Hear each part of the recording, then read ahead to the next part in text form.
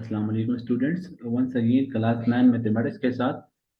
और आज के लेक्चर में हमने लॉज ऑफ एक्सपोनेंट्स पर मजीद कुछ सवालों को हल करना है। इस क्वेश्चन को हमें सिंप्लीफाई करना है।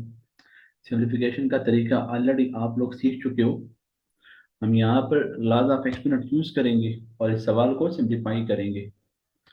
2 power 1/3 multiply by 27 power 1/3 multiply by 60 power 1/2 divided by 180 power 1/2 multiply by 4 power minus 1/3 and multiply by 9 power 1/4।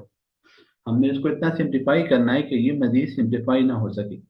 अब यहाँ पर 2 पावर 1/3 है तो इसको अपनी जगह पर रहने दें,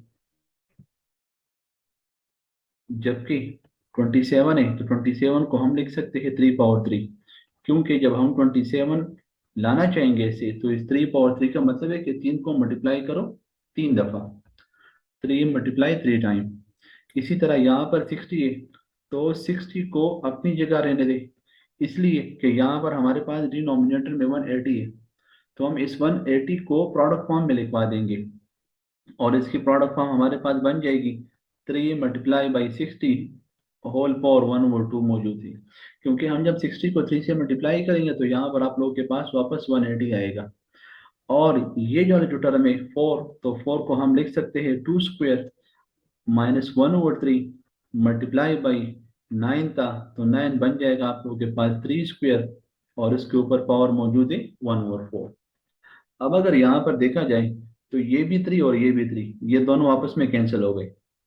इसी तरह यहाँ पर ये 2 था और ये 4 था तो ये कैंसिल होगा, 2 1s are 2 and 2 2s are 4। आप लोग के पास इधर रह गया 2 पावर 1/3, इधर रह गया 3 पावर 1, या आप लोग सिंपल 3 भी लिखवा सकते हो, मल्टीप्लाई बाई 60 पावर 1/2।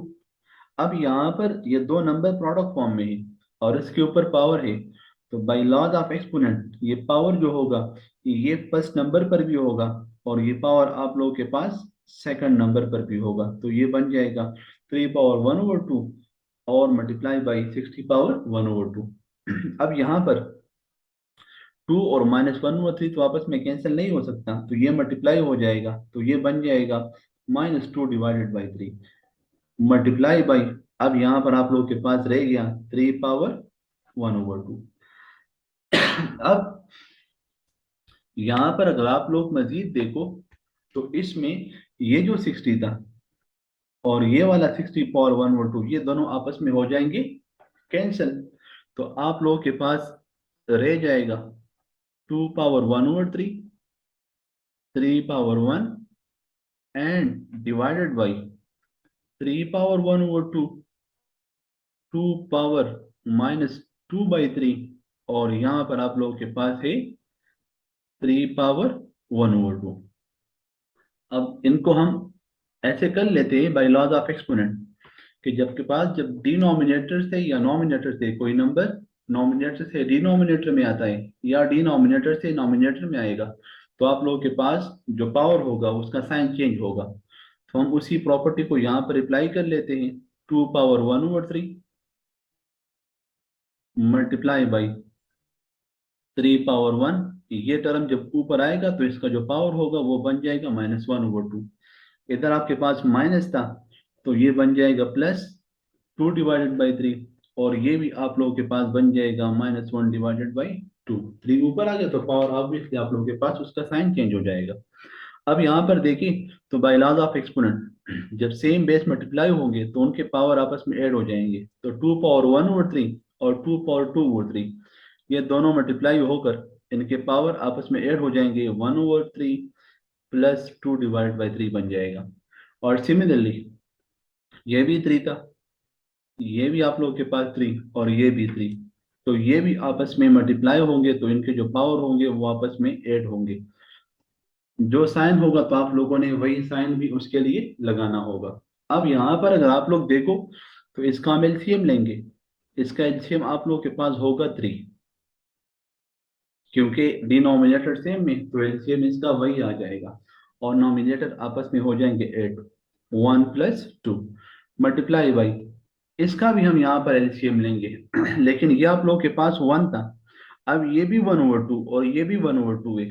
जब आप लोगों के पास हाफ और हाफ आपस में ऐड हो जाता है तो वो आप लोग के पास कंप्लीट एक हिस्सा बन जाता है। देखिए ये आप लोग के पास -1/2 था और ये भी -1/2 था। जब हम इसका एलसीएम लेंगे तो इसका एलसीएम आप लोग के पास आ जाएगा 2, और नॉमिनेटर आप लोग आपस में ऐड करो -1 और -1, तो ये बन जाएगा आप लोग के पास -2 डिवाइडेड बाई 2, 2 और 2 कैंसिल हो गया, तो आप लोग के पास आ जाएगा -1। अब ये 3 के ऊपर जो पावर था ये दोनों आपस में हो गए कैंसिल, क्योंकि ये +1 था ये -1 था, और यहाँ पर आपके पास ये बन जाएगा 2 पावर 3 डिवाइडेड बाई 3, और इधर आप लोगों के पास रह गया 0। ये 3 और 3 आपस में हो गए कैंसिल, इधर रह गया 2 पावर 1, और ये 3 पावर 0 है, तो ये आप लोगों के पास 1 के बराबर है, क्योंकि हम ये प्रॉपर्टी पढ़ चुके हैं कि जब आप लोगों के पास किसी नंबर के ऊपर पावर 0 आएगा तो वो आप लोगों के पास 1 के बराबर होगा।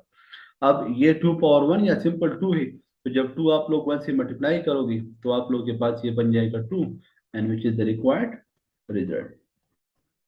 ये इसका रिक्वायर्ड आंसर है।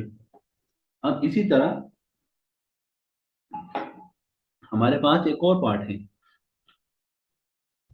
अब यहाँ पर भी आप लोग देखो, एक और पार्ट यहाँ पर हम कर लेते हैं, उसको भी हमने सिंप्लीफाई करना है। और सवाल है हमारे पास 5 power 2 power 3 divided by 5 power 2 whole power 3। यहाँ पर जो आप लोगों को पावर नजर आ रहा है ये 2 पावर, ये 5 पावर 2, लेकिन उस 2 के ऊपर भी आप लोगों के पास पावर है, और यहाँ पर 5 पावर 2 होल पावर 3 है, दोनों में फर्क है। अब ये 2 पावर 3, तो यहाँ पर देखिए हम इसको निकाल देते हैं, 2 पावर 3 डिवाइडेड बाई बन जाएगा आप लोगों के पास 5 पावर 2 होल पावर 3, सवाल लिखवा दिया। अब इसको सिंप्लीफाई करें तो 2 पावर 3 मीन 2 को मल्टीप्लाई करें 3 दफा, तो ये बन जाएगा 5 पावर 8 डिवाइडेड बाई, इधर आप लोगों के पास ये पावर और पावर आपस में मल्टीप्लाई हो जाएगा, तो ये बन जाएगा आप लोगों के पास 2 × 3 5 पावर 8 डिवाइडेड बाई 2 3 = 6। अब इसको हम फ्रैक्शन फॉर्म में लिखवा देते हैं। आप लोगों को पता है कि ये डिवीजन है, तो इसको हम ऐसे भी लिखवा सकते हैं। अब ये टर्म जब ऊपर आएगा तो इसका जो साइन होगा वो आप लोगों के पास हो जाएगा चेंज, सेम बेस मल्टीप्लाई हो रहे हैं आप लोगों के पास, तो ये बनेगा 8 - 6, और रिजल्ट आप लोगों के पास इससे आ जाएगा 5 पावर 2, और 5 पावर 2 मीन 5 मल्टीप्लाइंग 2 टाइम, तो आपके पास बन जाएगा 25, और 25 इसका रिक्वायर्ड रिजल्ट है। इसको हमने सिंप्लीफाई कर दिया। अब ये मजीद सिंप्लीफाई नहीं हो सकता, तो इसी वजह से ये इसका रिक्वायर्ड आंसर होगा। उम्मीद है स्टूडेंट्स आप लोगों ने ये सवाल समझ लिए होंगे। इंशाल्लाह नेक्स्ट लेक्चर में हम मजीद कुछ क्वेश्चन सॉल्व करेंगे, लॉज ऑफ एक्सपोनेंशियल से रिलेटेड होंगे। तब तक के लिए अल्लाह हाफिज।